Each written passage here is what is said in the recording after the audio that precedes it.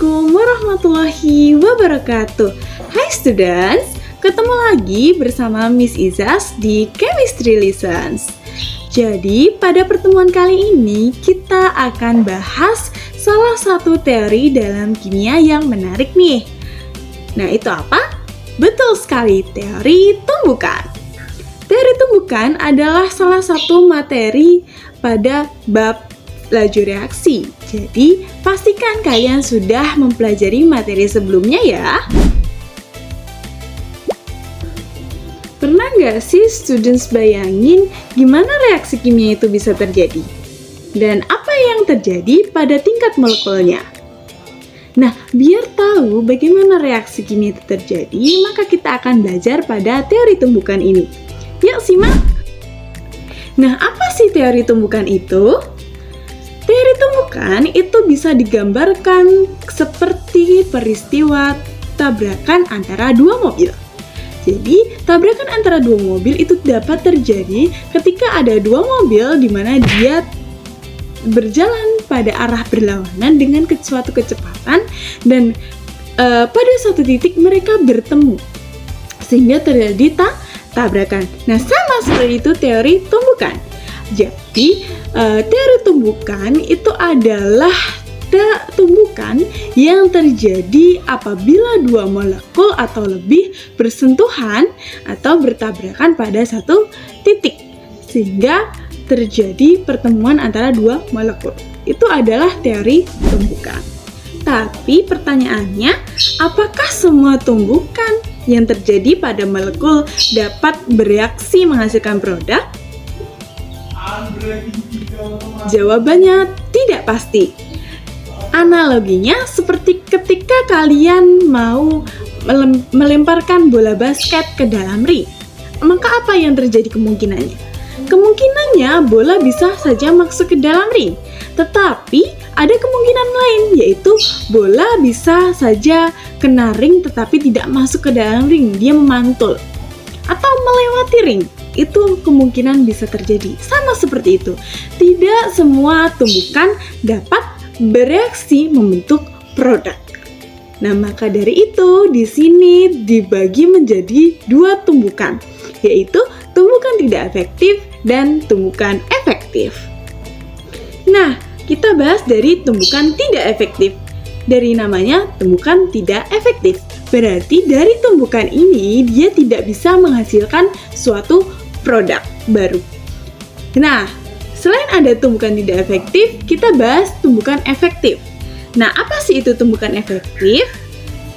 Jadi, tumbukan efektif adalah di mana tumbukan yang terjadi pada dua molekul yang menghasilkan reaksi dan menghasilkan produk baru dari hasil tumbukannya. Jadi di sini bisa menghasilkan suatu produk baru dari tumbukan efektif. Nah, tetapi agar terjadi tumbukan efektif, di sini ada faktor-faktornya. Jadi ada dua kunci faktor utama, yaitu yang pertama adalah dilihat dari arah tumbukan. Lalu yang kedua adalah dari energi aktivasi. Nah, kita bahas dari faktor yang pertama dulu ya students, dari arah tumbukan. Jadi, agar terbentuk tumbukan efektif, arah tumbukannya itu harus tepat. Jadi, antara dua molekul, arah tumbukannya harus tepat. Nah, ketika arah tumbukan tepat, maka akan terjadi reaksi yang menghasilkan produk baru.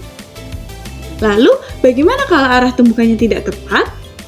Nah, kalau arah tumbukan tidak tepat, maka tidak terbentuk suatu produk baru. Dua molekul tersebut hanya bertemu saja, seperti itu. Itu adalah syarat yang pertama. Nah, contohnya seperti reaksi antara NO3 dengan CO. Nah, di sini arah kita tinjau dari arah tumbukannya ya students. Nah, ketika NO3 direaksikan dengan CO dengan arah yang tidak tepat, maka dia akan tidak bisa membentuk produk baru. Itu arahnya antara O dengan O, karena O dengan O dia energinya tidak cukup.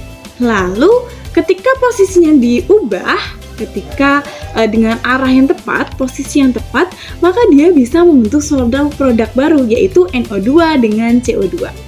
Jadi terjadi pemutusan ikatan antara O dari NO, O lepas menjadi CO2.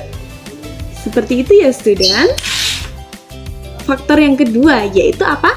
Yaitu energi aktivasi. Nah, apa yang disebut dengan energi aktivasi? Di sini energi aktivasi atau energi pengaktifan yaitu adalah energi minimum yang harus dimiliki suatu reaktan untuk dapat bereaksi. Jadi, ketika reaktan-reaktan bereaksi itu harus memiliki energi minimum terlebih dahulu. Nah, jadi ketika energi minimum terpenuhi dengan arah tumbukan yang tepat, dia akan bisa bereaksi membentuk suatu produk baru. Ketika salah satu antara dua faktor ini tidak terpenuhi, maka tidak bisa terbentuk suatu reaksi yang menghasilkan produk baru. Seperti itu ya students. Nah, jika kalian amati di sini untuk energi aktivasi bisa digambarkan dalam diagram. Dalam diagram grafik maksud Miss. Nah, kalian bisa amati di situ ada bagaimana hubungan energi dengan reaksi. Reaksi itu diberikan menjadi dua, yaitu eksoterm dan endoterm. Nah, kalian amati di sini energi aktivasi adalah energi minimum. Jadi atau bisa dikatakan energi untuk melewati puncaknya. Puncak ini. Nah, itu adalah energi aktivasi. Nah, ketika energi aktivasi ini cukup untuk melewati puncak, maka dia akan bereaksi membentuk produknya. Oke students, biar kita tahu gimana terjadinya tumbukan yang efektif pada tingkat molekul sehingga terbentuk suatu produk yang bereaksi membentuk produk, kita simulasikan menggunakan platform yang namanya PetCorrado. Nah, jika kalian amati di sini, ini di lamannya, di laman PetCorrado, itu ada beberapa simbol ya. Nah, di sini di kotak sini, ini adalah tempat terjadinya reaksi nanti, reaksi antara reaktan-reaktan. Nah, di sini kalau kalian amati ada bola. Di sini ada bola kuning dan bola ungu yang berikatan dengan bola biru. Nah, di sini adalah reaktan-reaktannya. Zat-zat yang bereaksi di mana? Kalau kalian lihat di bawahnya, ini bola kuning menyimbolkan molekul reaktan A dan bola ungu yang berikatan dengan biru adalah zat B, molekul B yang berikatan dengan C. Nah, ketika reaktan ini bereaksi dan terjadi tumbukan yang efektif, maka dia akan terbentuk produk baru di mana terjadi pemutusan ikatan antara BC, itu diputus ikatannya, dan B akan berikatan dengan A, molekul A. Sehingga terbentuk produk AB dan ditambah dengan produk C. Nah, selain itu ada gambaran diagram. Nah, diagram ini adalah informasi bagaimana energi aktivasi atau di sini tulisannya adalah energi total pada reaksi. Nah, di atasnya di sini ada animasi terjadinya pemisahan ikatan pada reaktan BC tadi.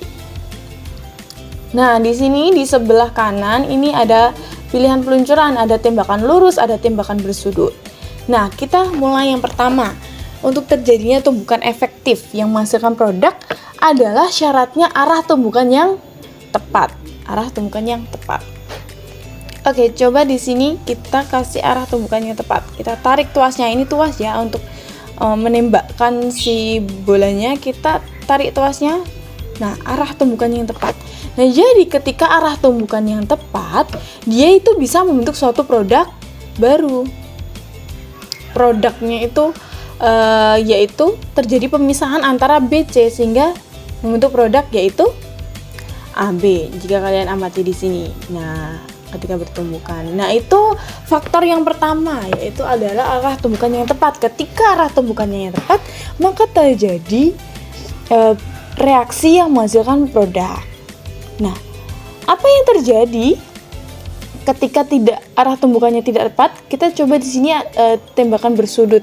Coba kita tembakan dengan arah yang tidak terorientasi dengan tepat. Nah, apa yang terjadi? Nah, jadi ketika arah tumbukannya yang tepat, itu molekul bergerak bebas. Jadi tidak beraturan, tidak langsung menuju ke molekul tujuannya, reaktan tujuannya. Tetapi ketika dia bertumbukan, nah itu dia terjadi bertumbukan kan, tapi arahnya tidak tepat, orientasinya tidak tepat, maka dia hanya akan bertemu saja, tetapi tidak bisa membentuk produk baru, tidak bisa terputus ikatan antara BC. Jadi seperti itu. Jadi arah tumbukannya itu harus tepat. Jadi di sini arah tumbukannya itu harus tepat seperti ini. Nah, coba perhatikan ini. Nah, ini arah tumbukannya tepat. Tetapi kenapa tidak terbentuk produk baru? Kenapa? Karena ada faktor yang kedua. Betul, apa itu? Energi aktivasi. Jadi, seperti yang Miss katakan tadi, selain arah tumbukan yang tepat, yang kedua adalah energi aktivasi yang cukup atau energi minimum untuk terjadi reaksi.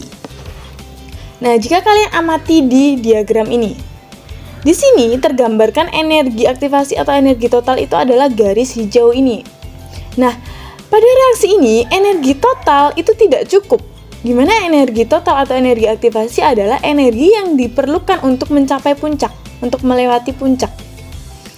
Jadi energi ini harus melewati puncak, cukup untuk melewati puncak. Kalau di sini aja, maka ibaratnya kayak mau mendaki puncak naik mobil ya, tapi bensinnya hanya cukup untuk sini, energinya cukup untuk sini. Maka apa yang terjadi ketika sampai sini?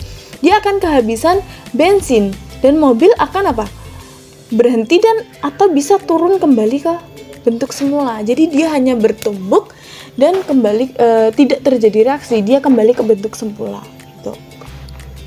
Nah, coba kita energi aktivasinya yang cukup. Nah, ini kita berikan energi aktivasi yang cukup dengan arah tumbukan yang tepat nih. Coba energinya cukup, jadi energinya cukup untuk melewati puncaknya. Nih, kita tembakkan. Nah, ketika energinya cukup, maka reaksi itu akan terjadi membentuk produk. Energinya cukup untuk memutuskan ikatan BC. Jadi terjadi pemutusan ikatan sehingga terbentuk suatu produk baru. Nah, jadi seperti itu bagaimana gambaran tumbukan efektif dari molekul-molekul yang bereaksi. Jadi syaratnya ada dua, tumbukan dalam tumbukan efektif, yaitu arah tumbukan yang tepat dan energi aktivasi yang cukup.